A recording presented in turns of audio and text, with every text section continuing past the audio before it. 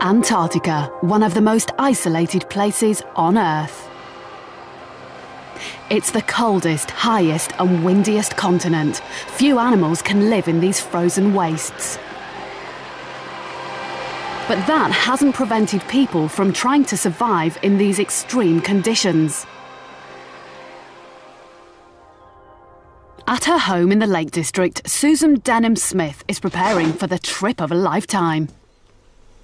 She's planning to be the first British woman to walk across Antarctica on her own, one of the most dangerous and arduous journeys imaginable. It's going to be very, very hard work.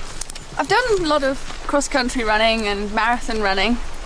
After you've done those sort of long distances, you're always looking for another challenge. Her training involves pulling a huge tyre across the fields. When I go across the ice, I'm going to have to take all my equipment and all my food and fuel to cook the food for 100 days with me.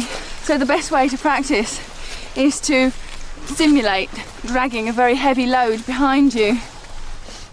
Here I've got a sledge similar to the one I'll be using, and on it I've got a big pair of boots which are big enough for 2 or 3 pairs of socks, a very large pair of gloves to keep my hands warm, a down-filled jacket to keep the rest of me warm. My tent's small and lightweight, just enough room for me inside, and again a sleeping bag that's filled with feathers.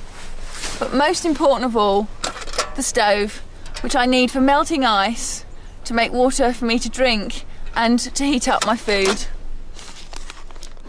Food provides the energy our bodies need, so the amount and type of food Susan takes will be critical. In science, energy is measured in kilojoules, but food energy can also be measured in calories. Based on her height, age and weight, Susan knows that she needs 2,000 calories a day just to keep her body functioning, to keep her heart beating, her blood flowing and her organs healthy. When she's pulling her sledge, she'll be using an extra 2,000 calories. To keep warm in the freezing conditions of Antarctica, she's going to use about 1,500 calories. For activities like cooking and putting up her tent, she needs a further 500. That makes a total of 6,000 calories of energy to be used every day. A huge amount of energy. So what type of food should she take?